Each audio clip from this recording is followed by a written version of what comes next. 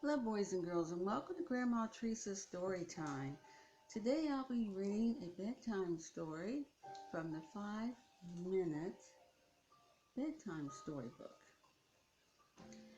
Our story today is Mr. Bear the Baker.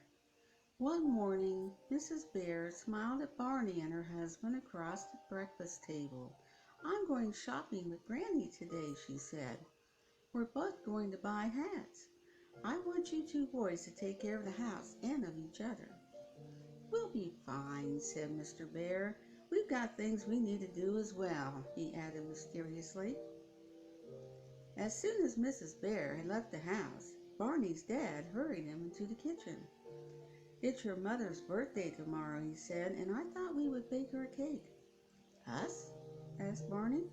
"Are we any good at baking?" "We're the best," said Mr. Bear confidently. "Now, we'll both put on these aprons." Barney felt pretty silly in his apron, but he thought he didn't look as silly as his dad, so it must be fine. After that, the Bears had a wonderful time, weighing and measuring, stirring and mixing. "I think that's about right," said Mr. Bear, looking suspiciously at the rather odd-looking mixture. "It's time to put it in the oven." Pretty soon there was a delicious smell coming from the oven. At least there was after Mr. Bear remembered to turn it on. "Time to clean up, Barney," he said. But somehow both the bears got sidetracked. Mr. Bear felt that he must show his son his egg juggling routine, and Barney did a lot of useful experiments with flour. In the middle of the mayhem, they heard the front door open. Barney and his father rushed into the hallway, shutting the kitchen door behind them. "You can't go in there for a minute," said Mr. Bear firmly to his wife. "We've been doing something extra secret." Mrs. Bear looked at the two bears in front of her. "Not much of a secret when most of it is all over your fur," she said. "And if I pay attention to what my nose is telling me, I think it's time something extra secret came out of the oven."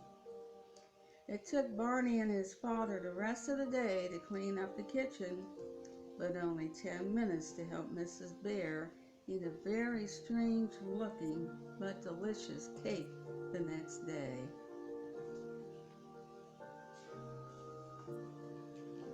The Bravest Bear is our next story.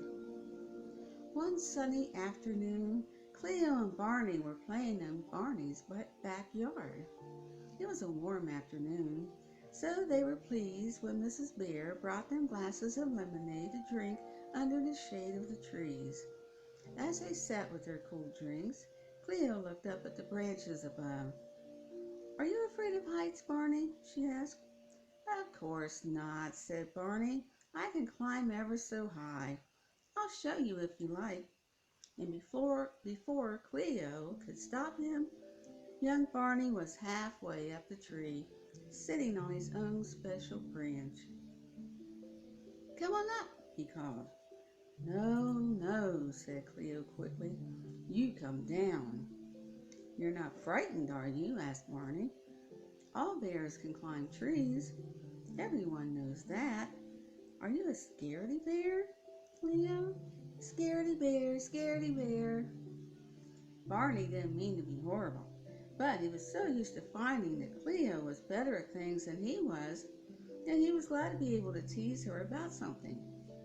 Barney made such a fuss about Cleo's climbing that at last she couldn't bear it any longer. "All right," she said, "just watch me." And she started to climb the tree. At first it was fine, but as soon as Cleo looked down from the lowest big branch, she began to shiver and shake. "I don't like it, Barney," she said.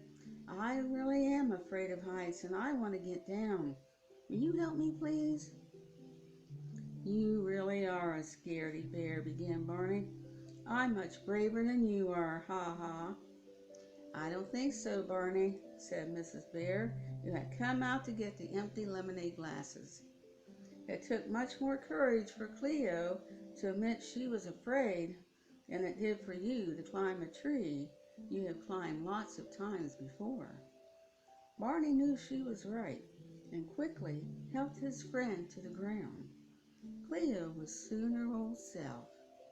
"Let's go and hunt for spiders," she said, not noticing that Barney was looking very worried indeed. Do you help your friends if they seem afraid of something? Just like Cleo and Barney? That was a nice story, wasn't it? Oh, bedtime, boys and girls. But until then, the more we get together, the more we get together, the happier we'll be. For your friends are my friends, and my friends are your friends. The more we get together, the happier we'll be. Stay safe. Bye now.